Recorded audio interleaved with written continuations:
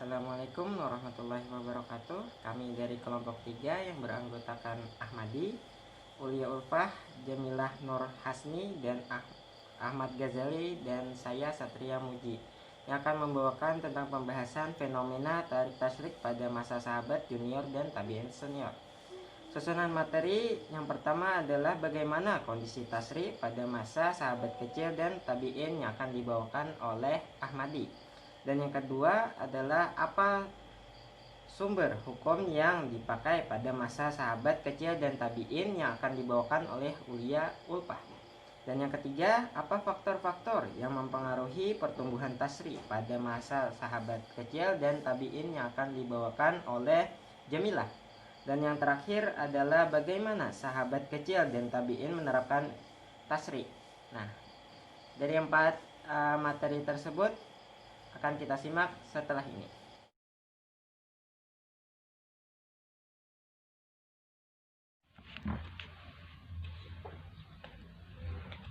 Kondisi tasyri' pada masa sahabat kecil dan tabi'in. Tasyri' pada masa sahabat dan tabi'in berlangsung pada 2 masa dinasti besar yang memiliki kondisi sosial politik yang berbeda. Karena itu, kondisi hukum yang ada pada 2 dinasti tersebut juga berbeda. Pertama, dinasti Umayyah. Dinasti Umayyah berkuasa selama 89 tahun, yaitu pada tahun 41 Hijriah sampai 132 Hijriah, atau 661 Masehi sampai 750 Masehi. Awal pemerintahan dinasti Umayyah dikarenakan fitnah besar yang dihadapi umat Islam pada akhir pemerintahan Khalifah Ali, yaitu tahkim, yang artinya perdamaian antara Ali sebagai khalifah dan Muawiyah bin Abi Sufyan sebagai gubernur Damaskus. Ketika itu, umat Islam terpecah menjadi 3 kelompok, Khawarij, Syiah, dan Jumhur Ulama. Khawarij adalah mereka yang menentang kekuasaan Muawiyah karena dianggapnya menyeleweng dari ajaran Islam. Syiah adalah golongan yang menentang kekuasaan Umayyah, sebab dalam pandangan mereka, Muawiyah telah merampas kepemimpinan Ali bin Abi Thalib dan keturunannya. Jumhur Ulama adalah ulama hadir untuk berusaha bersikap netral. Mereka tidak berpihak pada golongan Syiah maupun Khawarij, yang kemudian golongan ini dikenal sebagai kelompok Murji'ah. Tasyri' pada masa awal dinasti Umayyah tidak berbeda dengan masa Khulafaur Rasyidin, di mana tidak ada ulama yang membahas secara khusus tentang fikih. Perluasan wilayah yang sangat pesat mengakibatkan terpencarnya para ulama ke berbagai daerah, serta terjadilah pertengkaran. Terpencarnya para ulama ke berbagai daerah menjadi kesulitan utama untuk melakukan musyawarah yang menghasilkan ijma, sehingga yang muncul hanyalah fatwa-fatwa dari para ulama masing-masing. Terpecahnya umat Islam menjadi beberapa kelompok dan ego setiap kelompok mengaku paling benar dalam setiap pendapatnya, memunculkan para pembuat hadis palsu dari kelompok tertentu. Sumber hukum Islam yang dulunya bermula dipandang hanya dalam tekstual dan bersifat kaku, akan tetapi seiring berjalannya fase-fase keemasan, lahir para cendekiawan muslim yang mampu memberikan penerangan. Dalam tatanan politik dinasti Umayyah, Islam saat itu lebih dianggap sebagai politik daripada ajaran atau doktrin. Dalam tatanan ekonomi dan teknologi, pada masa dinasti Umayyah banyak membangun sarana transportasi, bank, pabrik-pabrik yang kemudian hasilnya diekspor serta memproduksi senjata-senjata yang cukup canggih.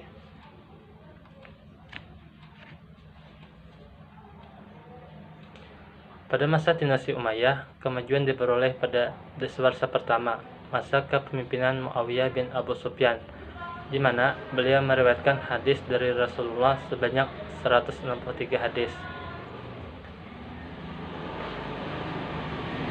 Yang kedua, dinasti Abbasiyah.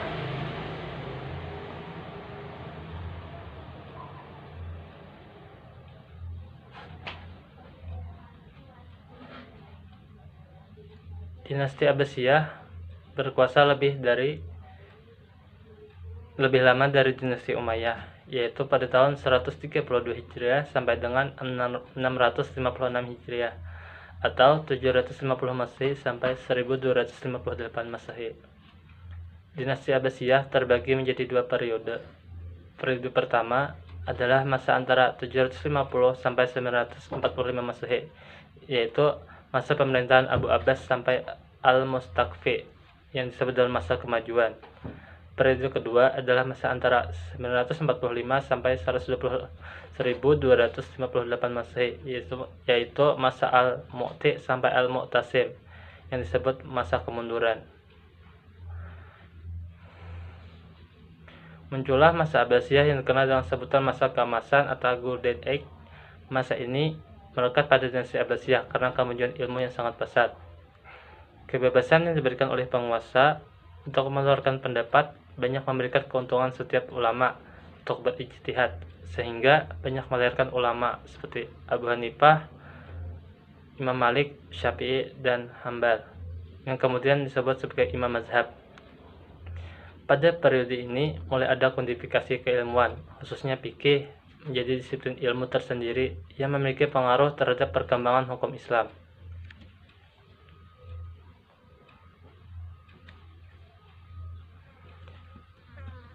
Munculnya para fuqaha dari Irak dan Hijaz, serta munculnya sekte-sekte atau aliran-aliran teologi dalam agama pada masa itu. Banyak pula muncul riwayat hadis.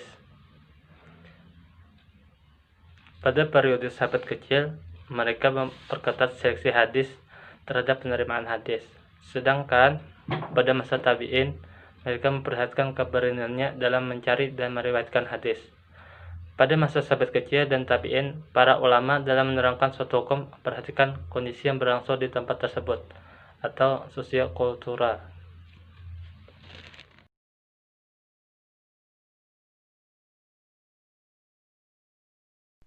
Nah, materi selanjutnya yaitu sumber hukum yang dipakai pada masa sahabat junior dan tabi'in senior.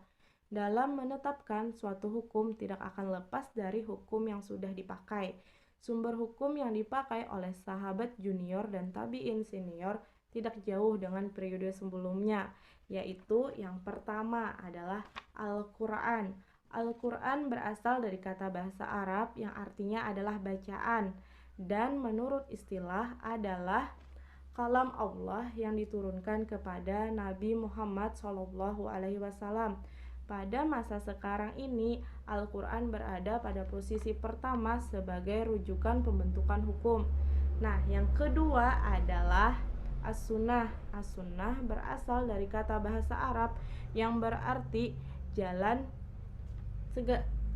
yang bisa dilalui, sedangkan secara istilah adalah segala sesuatu yang diriwayatkan oleh Nabi Muhammad SAW, baik itu berupa perbuatan, perkataan, dan ketetapan yang berkaitan dengan hukum. Nah, yang ketiga adalah ijma.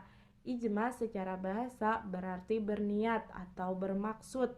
Ijma juga berarti kesepakatan terhadap hukum syara para mujtahid setelah Nabi wafat. Dan yang terakhir, yang keempat adalah ra'yu. Ra'yu adalah ijtihad para ulama dengan mencurahkan segala kemampuan yang disandarkan pada Al-Quran dan As-Sunnah, menjadi alternatif dalam menetapkan hukum. Hal ini tergambar jelas pada para ulama dalam menghadapi tuntunan hukum dan kondisi sosial politik yang terjadi pada masa saat itu.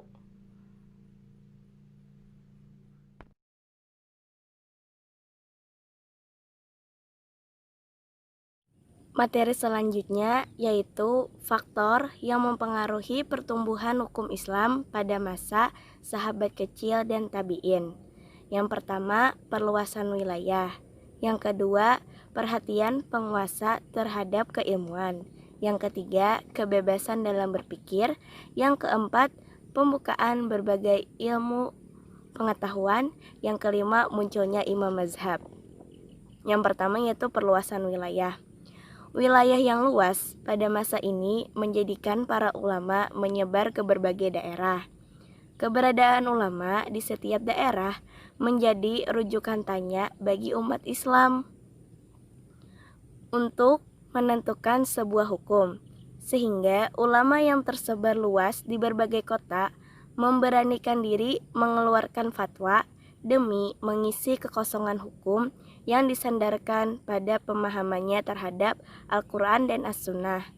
Dari sinilah muncul beberapa fatwa pada setiap ulama karena kecerdasan dan tingkat pemahaman yang berbeda-beda. Yang kedua, perhatian penguasa terhadap keilmuan. Pertumbuhan hukum Islam memang lebih tampak pada periode Abbasiyah. Hal ini tak lepas dari penguasa pada masa Abbasiyah mencurahkan perhatiannya tidak hanya kepada bidang politik, tetapi juga pada bidang keilmuan dan keagamaan. Fasilitas keagamaan dan keilmuan yang mereka bangun melahirkan para fuqaha yang diharapkan menjadi qadhi yang dapat merealisasikan tujuannya. Kemudian yang ketiga, kebebasan dalam berpikir. Porsi besar dalam mencurahkan pendapat dan berpikir bebas yang diberikan oleh para ulama, yang diberikan oleh para penguasa, mempengaruhi pertumbuhan hukum Islam pada saat itu. Para ulama bebas berijtihad sesuai dengan pemikiran dan pemahamannya terhadap Al-Quran dan As-Sunnah. Yang keempat, pembukaan berbagai ilmu pengetahuan. Proses kodifikasi berbagai macam keilmuan merupakan faktor dari pesatnya pertumbuhan hukum Islam. Dengan adanya kodifikasi ilmu ini, para ulama atau setiap orang dapat mempelajari sebuah keilmuan dengan mudah. Yang kelima yaitu munculnya imam mazhab. Lahirnya imam mazhab ini mempunyai pengaruh tersendiri dalam pertumbuhan hukum Islam, tidak lepas dari produk hukum yang dihasilkan dari kecerdasan dan pemahaman yang tinggi terhadap Al-Quran dan As-Sunnah.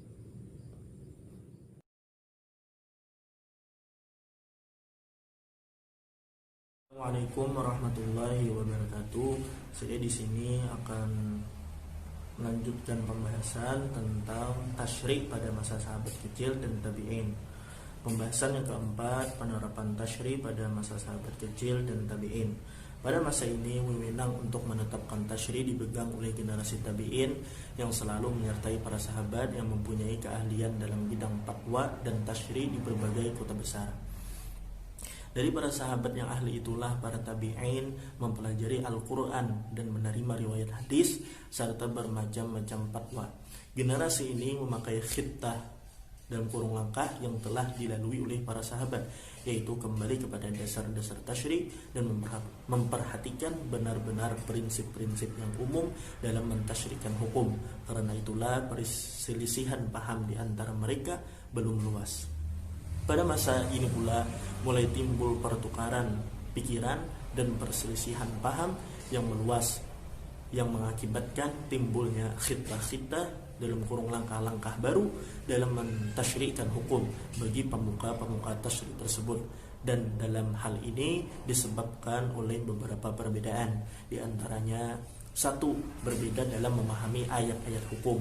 2. Cara berijtihad yang berbeda. 3. Perbedaan pandangan tentang masalah. 4. Tingkat kecerdasan pikiran. 5. Tempat tinggal para pemuka tasyri' yang berlainan daerah dalam kurung tidak satu lingkungan. 6. Cara menggunakan ra'yu atau pendapat yang berbeda. 7. Perkembangan zaman. 8. Perbedaan struktur masyarakat. 9. Perbedaan paham dan perbedaan nas yang sampai kepada mereka disebabkan pengetahuan mereka tentang hadis yang tidak sama. Penyebab-penyebab perbedaan tersebut menyebabkan perbedaan dalam hal furu', dalam kurung cabang, dan dalam hal usul mereka tetap sepakat. Akan tetapi pada pertengahan abad kedua Hijriah, kekuasaan tasyri' dikendalikan oleh para mujtahidin, imam mazhab yang 4 dan sahabat-sahabatnya dan lain-lain. Pada abad ini perbedaan yang awalnya tidak meluas menjadi meluas kepada usul atau dasar-dasar tasyri', dan hal ini menyebabkan pemuka-pemuka tasyri' pecah dalam beberapa golongan yang masing-masing mempunyai dasar aliran hukum furu' yang berbeda. Jadi pada masa sahabat kecil dan tabi'in, mereka mentasyri'kan hukum dengan prinsip-prinsip yang umum dalam mentasyri'kan hukum. Namun pada abad ini terdapat perbedaan pada hal buruk disebabkan hal-hal yang telah disebutkan di atas. Adapun pada masa pertengahan abad kedua yang mana tasyri dipegang para mujtahidin, nah itu terdapat perbedaan yang meluas sampai kepada usul atau dasar-dasar tasyri.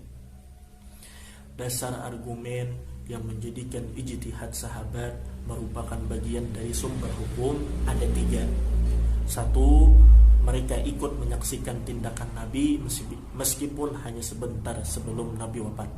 2. Apa yang telah terjadi pada masa Rasul. 3. Bahwa mereka memahami berdasarkan penyebutan ilat atau sebab pada sebagian ayat-ayat Al-Quran dan Sunnah, sehingga konteks demikian mereka memahami bahwa tujuan penetapan tersebut untuk kemaslahatan umat. Berdasarkan pada hal itulah para sahabat kecil sepakat menjadikan Al-Quran dan As-Sunnah sebagai sumber hukum secara keseluruhan berurutan, yaitu Al-Quran, As-Sunnah, dan ketiga ijtihad.